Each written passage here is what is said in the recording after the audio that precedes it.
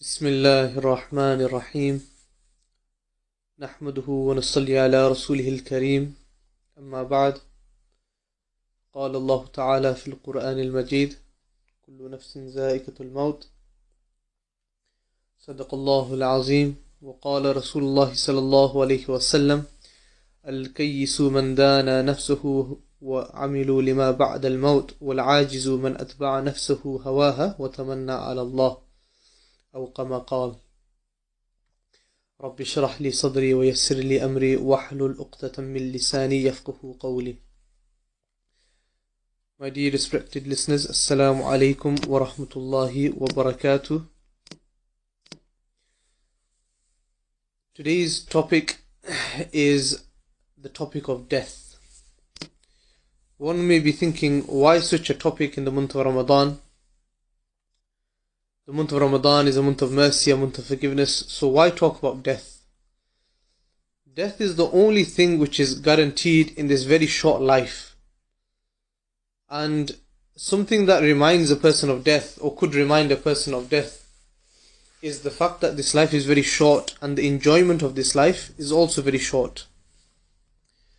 The ayat that we'll be discussing today is the 185th verse of Surah Ali Imran. كل نفس ذائقة الموت وإنما توفون أجوركم يوم القيامة فمن زحزح عن النار وأدخل الجنة فقد فاز وما الحياة الدنيا إلا متاع الغرور. Every soul, the word kullu is an all-encompassing word. It means everything, all of what? Nafs. Every soul, ذائقة الموت, shall taste death. I.e., it's the only thing which is guaranteed in this very short life.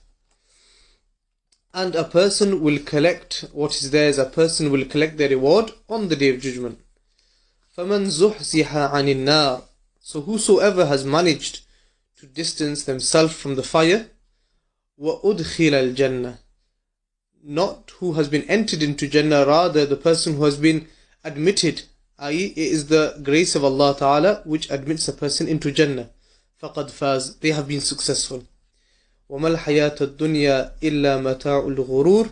And the world that we live in, the life that we know, is nothing but a mere enjoyment, a delusion for a period of time. This can be seen very easily in the month of Ramadan. We fast for many hours, 15, 16 hours. You could say a very big population of Muslims. It could be argued that there are very few large populations of Muslims that fast for such long hours than we do in the UK.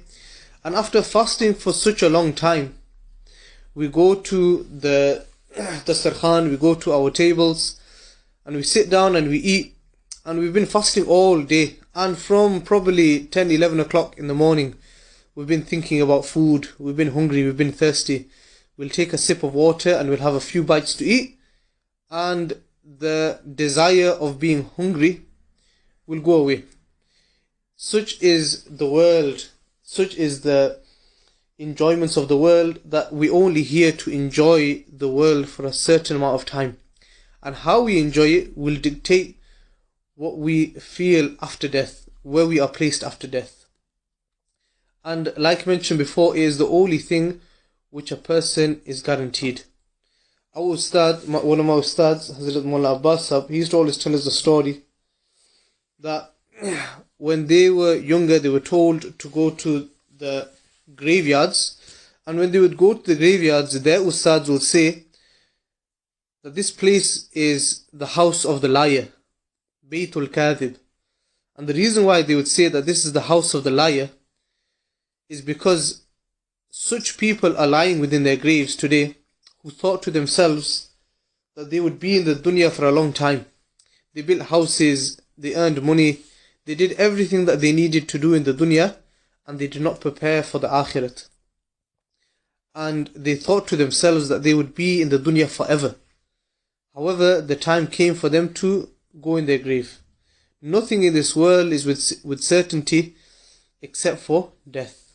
So now that we know and we are sure of the fact that death is the only thing which is guaranteed for us, we need to ask ourselves some crucial questions. First of all, how should we prepare for our death?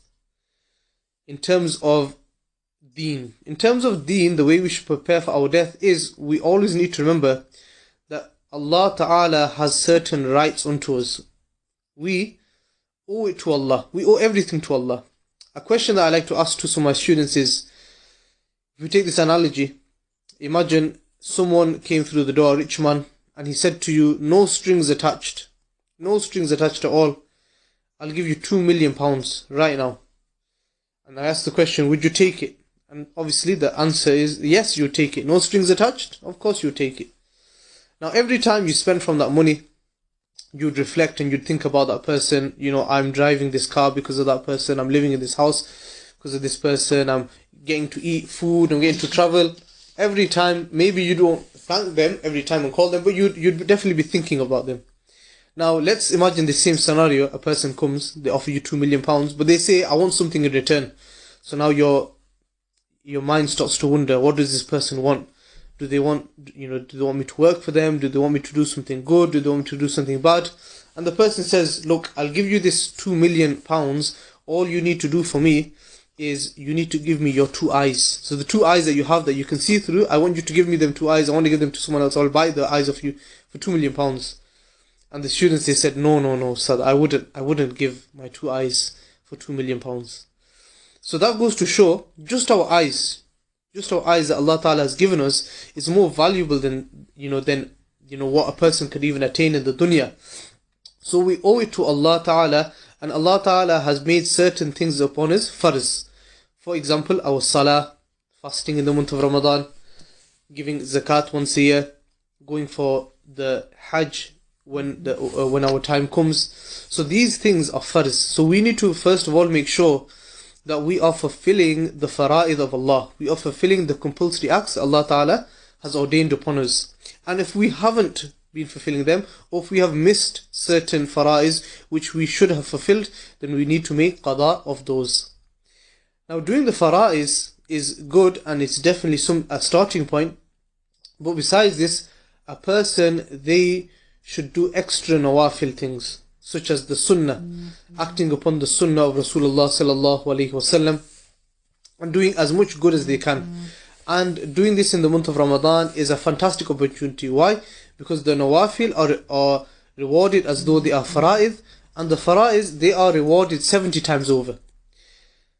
Rasulullah sallallahu alaihi wasallam, he says, Al-kayyisu man dana nafsahu wa amila lima ba'da al-maut. That the smart, the intelligent person is that person who suppresses their nafs. They have desires. Everyone has desires. Everyone wants certain things. Everyone wants to live a certain way. However, sometimes it is not within the boundaries of Islam. It is not within the boundaries of the laws of Allah. So we suppress ourselves. We have a desire to do something and we stop ourselves. And وَعَمِلَ لِمَا بَعْدَ الْمَوْتِ, they do amal, they do things which will come into use after they pass away. It is hard for us to sometimes give to charity. It is hard for us to stand up in salah, to wake up for fajr. But we do this, why? Because we know that it will come to pay and it will come to bear fruit in the hereafter. وَالْعَاجِزُ مَنْ أَتْبَعَ نَفْسَهُ هَوَاهَا. And the person who is unintelligent, the person who lacks intellect, is that person who admits to and follows their lowly desires. Any desire, every desire. A person wants to do something, they do not think of the consequences, they do not think whether Allah Ta'ala is watching them or not, they just go for it. And after they do that, what do? وَتَمَنَّا عَلَى اللَّهِ. And they have hope in Allah. Allah is all merciful. Allah is Ar-Rahman. Allah is Ar-Rahim. He will forgive me. This person is described as Al-Ajiz. This person, he is lacking competence. He is lacking intelligence. So it's very important for us that we do things that please Allah Ta'ala and earn reward for the hereafter, so that we are ready that we are ready on the Day of Judgment, that when our book is handed to us, that is handed in our right hand. After death, what should a person do? Or what can a person do, again, in terms of preparing for death, that will come into use after death? Rasulullah sallallahu alaihi wasallam has told us that there are three things that we can do which will benefit us after our death. Number one is leaving behind a righteous child. Having offspring, Allah Ta'ala blessing a person with offspring is a huge bounty from Allah Ta'ala. And a righteous child, what he is able to do is, or what she is able to do is, make dua and send thawab for their parent that has passed away. Once you pass away, your doors of amal are closed. You're not able to read Quran, you're not able to read Salah. As in, you do not get reward for these things. But a righteous child that's alive in the dunya, that is remembering their parent, they will send such deeds to their parent that the unrighteous child will not. The unrighteous child will forget about their parents, whereas the righteous child will remember them. Secondly, a person can do some type of ongoing charity. Now, this may be planting a tree from which people take shade, from which animals eat. This may be paying for a well through which people have water. As in, it is a type of charity. It is not just paid once, rather it's paid once, but it has many benefits thereafter, and it benefits people after that. And the last type is a knowledge which can be acted upon after a person has passed away. This is why it's very important, whenever we get the chance to teach or to educate someone about some type of fadail, about some type of virtue, we should do so. Why? Rasulullah sallallahu alaihi wasallam, he says, "Man dalla ala khair, falahu mithli ajri fa'ilihi." Whoever indicates towards something good, then for that person is the same reward as the doer of the action. So if we can teach a person something good, if we can teach them how to read Tasbih Fatimi, for example, and they do this, then we will also get the reward for them. This is an investment for us. And as well as this, we should also look into how should we deal with death. Now, death, even though it can seem quite final, death in the scope of Islam is only a temporary separation. A person passes away, and when the person passes away, we're going to join them soon. What do we say when we go to the qabr? وَإِنَّا إِنشَاءَ اللَّهُ لَلَاحِقُونَ. That indeed we are going to join you very soon. We go to the grave and we read the dua and we say to the people of the grave that very soon we're going to join you. Not in 10, 15, 20, 30 years, rather very soon, because even if a person lives for 100 years, this is very soon in comparison to the grand scheme of things. So, how should we deal with death? Let's have a look at the description and the example of Rasulullah sallallahu alaihi wasallam. How did he deal with death? One example that I'll use, Rasulullah sallallahu alaihi wasallam, he was a man full of patience. Every single one of his children except for one passed away before he did. And the example that I'd like to give today is that of Ibrahim. He had a son called Ibrahim. You don't hear about him much because he passed away when he was an infant. It was the tradition of the Arabs that when a child was born, they would send the child away to be breastfed in the countryside. The family that Ibrahim was sent to, the father was a blacksmith and he worked very close to home.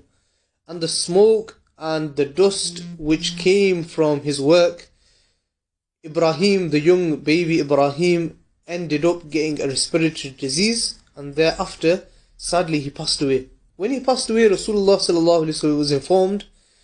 Rasulullah sallallahu alaihi wasallam went, he took Ibrahim in his hands, and the narrations mention that tears flowed down the cheeks and into the beard of Rasulullah sallallahu alaihi wasallam. He was saddened at the death of his child. There is nothing wrong with feeling sad. However, a person should not wail, a person should not say things which might be classed as blasphemous, that why did Allah Ta'ala take my child? Rasulullah sallallahu alaihi wasallam did not do this. Yes, he knows that his child will be entered into Jannah, and inshallah one day he will go to Jannah. So, but there's still a reason to be sad. Why? Because the separation of the dunya is still there. So it's okay to be sad. And a person, what they should do is, after someone passes away that's close to them, they should try to do one of the above three things mentioned, where they either tell their children to make dua for them, or they pay some type of charity in their name, and they try to have some type of sadaqah jariyah set up for them, so that that person benefits as well, rather than in that time wail and do things which would be negative for the person. Rather, at that time we should make dua for the person. So that is how we should deal with a person after they have passed away. Hazrat Ali radiallahu ta'ala anhu, he would say, Al-Maut laysa min kulli fawt. That death, there is no escaping from it. And a good example of this, a person, they can think to themselves that they're going to live for a certain amount of time, but we have no guarantee. And a good story of this is a story of the time of Hazrat Sulaiman. There's not a completely strong narration, chain of narration, but inshallah we'll still narrate the story for for the main part of the story, for the main morals of the story. At the time of Hazrat Sulaiman alayhi salam, there was a man who sat with Sulaiman alayhi salam, who sat in his circles. And one day, this man who sat in the company of Sulaiman, and he saw another person who was very strange. He saw this stranger, and this stranger was giving him, a very evil look. We'd call them daggers today. We have the term daggers. So he's giving him daggers, he's giving him this very evil look. So this man went to Hazrat Sulaiman, and Hazrat Sulaiman, as we know, he had the power, as in he had the control of the wind.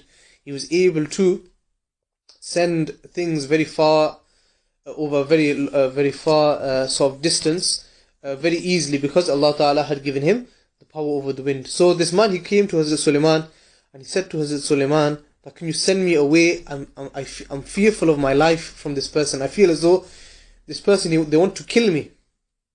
So Hazrat Sulaiman, he sent this person very far away. Where did he send him? The narrations mention they sent him to the furthest point in India from where they were at the point. So this man, when he was sent to India, he ended up passing away there. And he came to the realization that the person who's looking at him was Hazrat Israel in the form of a human. And Hazrat Israel was told that this man, his death would occur very soon, and it would happen in India. But at that point, they were somewhere else. They were in the Middle East. They were where we know today as Palestine. They were there. So the man was thinking, how is this man going to get to India? And I've been ordered by Allah to extract his soul in India. So he was looking at this man very curiously, unbeknown to the fact that the man was getting very scared, and he had asked Hazrat Sulaiman to send him to India.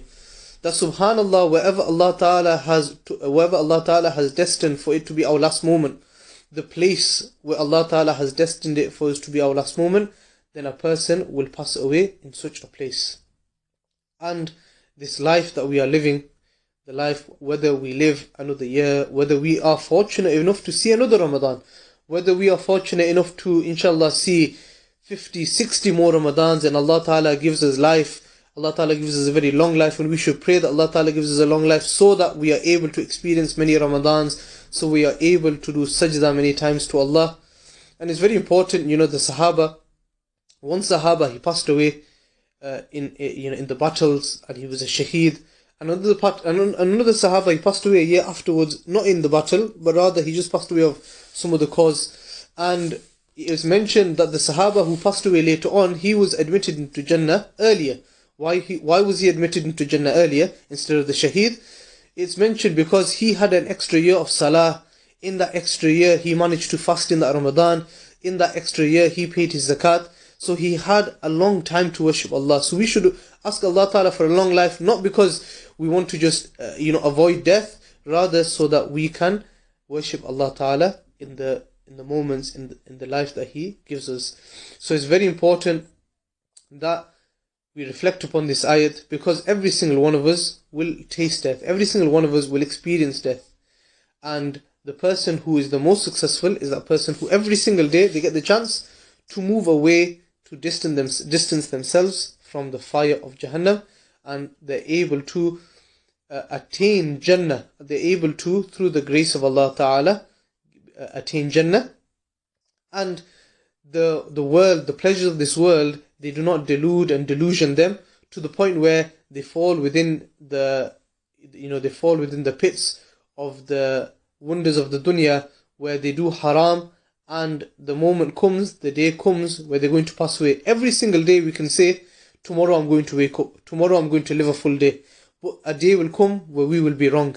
Every single year we can say, we're going to see next Ramadan. We're in Ramadan right now, and we're going to see the next Ramadan. But a year will come where we will be wrong. So may Allah Ta'ala first of all, give me the ability to, if I have any qada, to fulfill those qada, so that when my death comes, that I am not in any debt to Allah. And may Allah Ta'ala give us all the tawfiq to plan before we pass away, to do such things that gives us a chance and gives us reward, that we are able to use this reward in the hereafter, and not make us such that we follow our desires and we are left to only hope in Allah Ta'ala. May Allah Ta'ala give us the tawfiq that when we pass away in a very good way. That Allah Ta'ala, when He sends the angel of death, that Allah Ta'ala sends the angel of death in a very beautiful form, and not in an ugly form where even the death in itself is the initiation of the punishment. Wa akhir ad-dawana and alhamdulillahi rabbil alameen.